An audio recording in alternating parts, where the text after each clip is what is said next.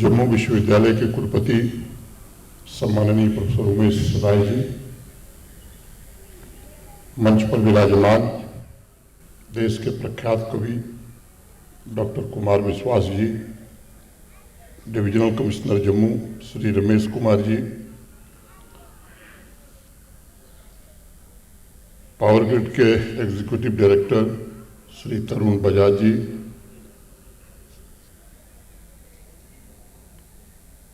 कवि श्री रमेश मुस्कान जी, श्री सुदीप भोला जी, श्रीमती पद्मिनी शर्मा जी, कौशल जी, सभागार में उपस्थित कविता प्रेमियों, आमंत्रित अतिथिगण, देवियों, सज्जनों और मित्रों, मैं आभारी हूँ पावर ग्रिड का, जिनके कारण मुझे आज कुमार विश्वास और अन्य महान कवियों को सुनने का लाभ प्राप्त होगा। सामान्य रूप से टेलीविज़न सीरियल देखने के बहुत शौकीन लोग हैं। जब अच्छा सीरियल आवे तो विज्ञापन थोड़ी देर का ही अच्छा लगता है, तभी सीरियल आप देखने वाले हैं, कविता सुनने वाले हैं, उसके पहले विज्ञापन के रूप में मुझे खड़ा कर दिया गया है। मैं उस मर्यादा का ध्यान रख करके कुछ बातें कह के आपसे विदा लूँगा ताकि आप कविता का रसपान कर सकें। 9वीं शताब्दी में तमिल के प्रसिद्ध कवि नम्मावलार ने कहा था, सुरर अरिव रुडले विंड मुदल मुलु वदुम वरन मुदला यवई मरु दंड पर बरण। कृष्ण और कन्हैया का वर्णन करते हुए कह रहे हैं, जो शब्दों का सहारा ले रहे हैं और कह रहे हैं कि चाहे जैसे मैं कहूँ, चाहे जिस विधि से कहूँ, वह परम ब्रह्म सर्वव्यापी है। चाहे जैसे शब्दों की माला में पिरों, वो सारी सृष्टि का आदि और अंत है। नम्मा के शब्द, नम्मा की कविताएं विचार की अग्नि प्रज्वलित करती हैं और आज इस सभागार में उपस्थित जो हम सबके सम्मुख सम्मानित कवि हैं, वो भी विचारों के प्रज्वलन से उसी परंपरा को आज आगे बढ़ाएंगे, इसका मुझे पूरा विश्वास है। मित्रों, जो धातु शिल्प से जुड़े मेटलर्जी के विशेषज्ञ हैं, उनके बीच एक चर्चा होती है कि दुनिया में सबसे पैनी और सबसे धारदार वस्तु क्या है। कुछ लोग कहते हैं कि साहब जापान में विकसित जो तलवार विकसित की गई वो सबसे पैनी होती है। कुछ लोगों का मानना है कि ज्वालामुखी से निकले शीशे से बनी जो छुरी है, नाइफ, वो सबसे तेज होती है, क्योंकि उसकी धार रेजर का जो ब्लेड है उससे 500 गुना से भी ज़्यादा होता है। ऐसे अनेक उदाहरण दिए जाते हैं। मेरा व्यक्तिगत रूप से मत है कि कविता से धारदार कुछ भी नहीं है। अगर कोई इंसान के अंतरतम में बिना किसी प्रहार के, बिना कोई चीरा लगाए सीधे अंदर प्रवेश कर सकता है तो केवल और केवल कविता है। कविता सिर्फ समाज की चेतना की नींव नहीं है, बल्कि कविता समाज के संकल्प का शिखर भी है। कविता सपनों और उसके साकार स्वरूप के बीच एक सेतु है। कविता समाज की आकांक्षाओं का निखार है और कवियों की कलम से निकले हुए एक एक शब्द उतने ही कीमती हैं जितनी एक एक बूंद जो मिल करके सागर का निर्माण करती है। साइंस की दुनिया में एक दूसरी चर्चा होती है, सबसे शक्तिशाली टेलीस्कोप कौन है। कुछ वैज्ञानिक या कुछ लोग मानते हैं कि साहब जेम्स वेब स्पेस टेलीस्कोप के समान कोई दूसरा टेलीस्कोप नहीं है।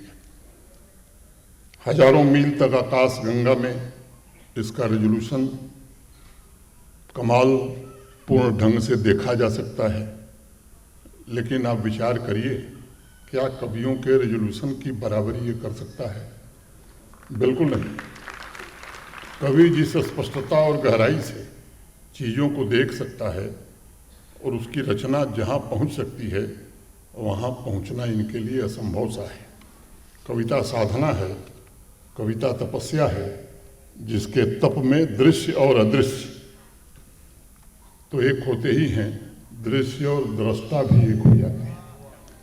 और मैं मानता हूँ कि रचनाकार जितनी बाहर की आंखों से देखता है, उतनी अंदर की आंखों से भी भावों को गहराई से निहारता है।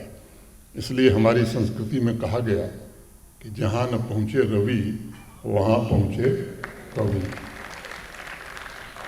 ईश्वर द्वारा दिए गए इस अनोखे वरदान, हुनर, संवेदनशीलता से कवि समाज में परिवर्तन, समाज की प्रगति और उसकी चेतना में सदैव नए रंग भरता है।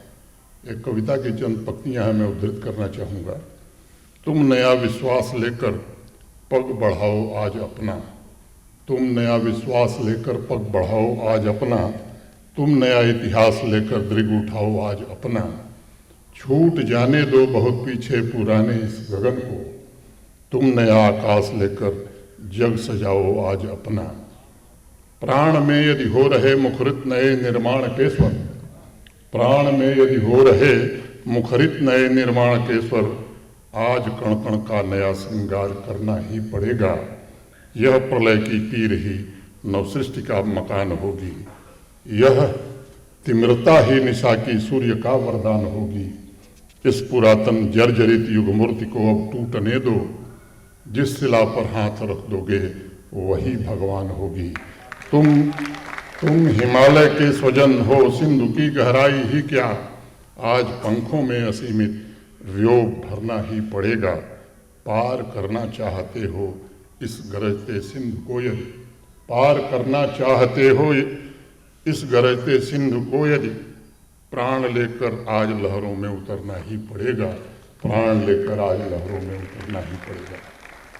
मैं मानता हूँ कि अच्छे अच्छे लोगों की हिम्मत छूट जाती है, वहाँ सभी चुनौतियों को पार करते हुए सभी सीमाओं को तोड़कर आगे बढ़ने का काम एक कवि ही करता है।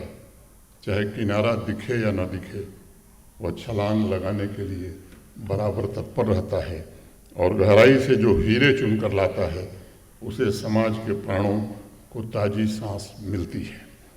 मैं अक्सर बात कहता हूँ कि अगर सुनने वाला ठीक से सुन ले तो कवि सम्मेलन में जैसा वो आया था, वापस जाते हुए वैसा तो बिल्कुल ही नहीं होगा। वह कवियों की संगत में रूपांतरित होकर ही जाएगा, उसकी चेतना पर एक नया रंग जरूर चढ़ जाएगा।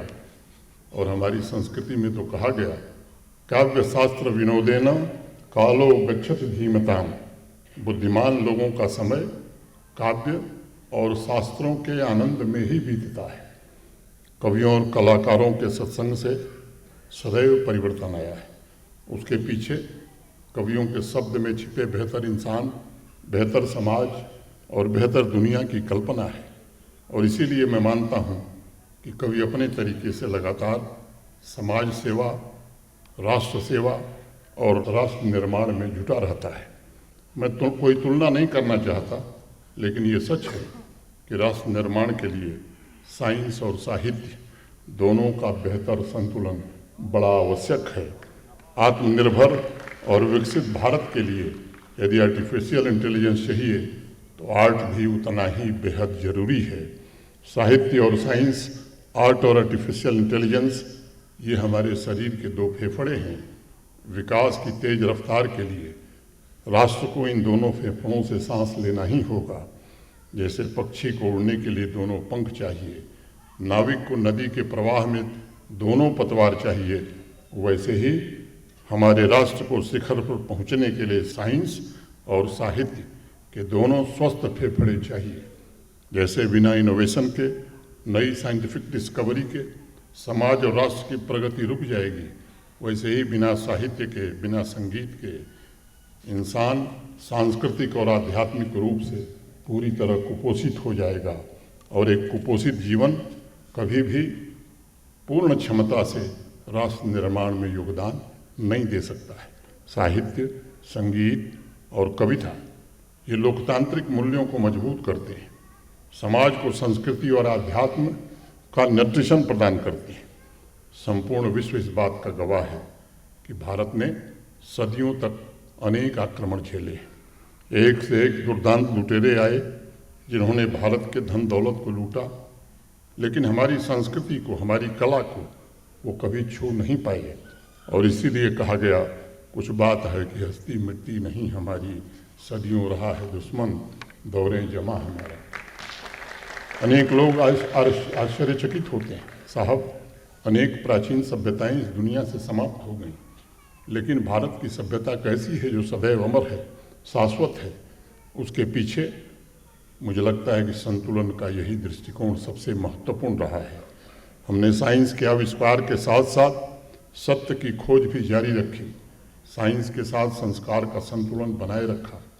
कविता के माध्यम से, रंगों के माध्यम से, कहानियों के माध्यम से समाज अपने भाव प्रकट करता रहा और समाज में आत्मविश्वास जागृत करता रहा। पिछले कुछ वर्षों में जम्मू कश्मीर में साहित्य की प्राचीन परंपरा और समृद्ध इतिहास दोनों को पुनर्जीवित करने का प्रयत्न हुआ है। आप सब जानते हैं, जम्मू कश्मीर प्राचीन काल से शारदा पीठ के नाम से जाना जाता रहा है। संस्कृत के अनेक साहित्यिक ऐतिहासिक ग्रंथों की रचना इसी जम्मू कश्मीर में हुई थी।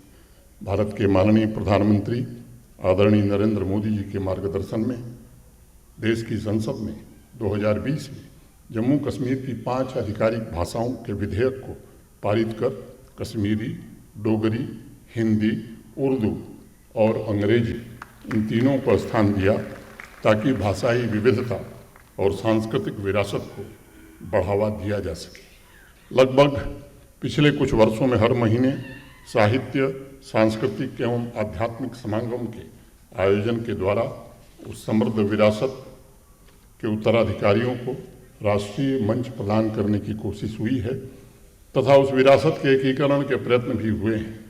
आज कवियों और कलाकारों के ऊपर एक बहुत बड़ी जिम्मेदारी है कि 21वीं सदी के सशक्त और स्वावलंबी भारत तथा जम्मू कश्मीर के निर्माण में वे भी बढ़ चढ़ करके योगदान दें। पिछले 5-6 वर्ष इस केंद्र शासित प्रदेश के लिए बड़े निर्णायक रहे। हमने नई पीढ़ी को एक सुरक्षित और सांस्कृतिक वातावरण देने का प्रयत्न किया है, लेकिन अभी भी कुछ तत्व बचे हैं जो इस वातावरण को खराब कर युवाओं को रेडिकलाइज करने की कोशिश कर रहे हैं, उन्हें लक्ष्य से भटकाने की कोशिश कर रहे हैं। सुरक्षा बल अपना काम कर रहे हैं। मैं मंच पर विराजमान सभी कवियों, देश के साहित्यकारों से भी निवेदन करना चाहूँगा कि अपनी रचनाओं के माध्यम से अलगाववादियों के प्रयासों के खिलाफ आपकी कलम चलनी ही चाहिए। एक ऐसे जम्मू कश्मीर के निर्माण में आप सहयोग करिए जहाँ हर नौजवान को अपनी प्रतिभा निखारने का, उसको अपने सपने को पूरा करने का पूरा अवसर मिले। अंत में कुमार विश्वास जी को आप सुनेंगे। मैं जो उनको समझ पाया, प्रत्यक्ष रूप से मैं उनको पहली बार सुना और प्रत्यक्ष रूप से बहुत सुना है, तो जयशंकर प्रसाद और दिनकर का मेल उनमें मैं पाता हूँ। जब कामायनी में मुझे वो पंक्ति याद आती है कि कौन तुम संसद जलनी तीर तरंगों से फेंकी मरिए, कर रहे निर्जन का चुपचाप प्रभा की धारा से अवसे, मधुर विश्रांत और एकांत जगत का सुलझा हुआ रहस्य, एक करुणामय सुंदर मौन और चंचल मन। पूरी कविता याद है, पूरी कामायनी मुझे याद है। और दूसरी तरफ जब मैं दिनकर की वो कविता याद करता हूँ जो हिमालय के प्रति उन्होंने लिखा था, मेरे लगपति मेरे विशाल साकार दिव्य गौरव विराट, साहस के पुंजी भूत ज्वाल, मेरे नगपति मेरे विशाल, किन द्रौपदियों के बाल खुले, किन किन कलियों का अंत हुआ, हृदय खोल चित्तौड़ कहाँ कितने दिन ज्वाल बसंत हुआ, पूछे हिमपत सिकता कण से तेरा वह राजस्थान कहाँ, बनवन स्वतंत्रता दीप लिए फिरने वाला कहाँ, वो मगध कहाँ, मेरे अशोक वचन रुक्त कलधाम कहाँ, पैरों पर ही है पड़ी हुई मिथिला भिखारिणी सुकुमारी, पूछ कहाँ इसने खोई अपनी अनंत निधियाँ सारी, वैशाली के भगनावशेष से पूछ लिच्छवी शान कहाँ, ओरी उदास गंडकी बता विद्या करके कहाँ।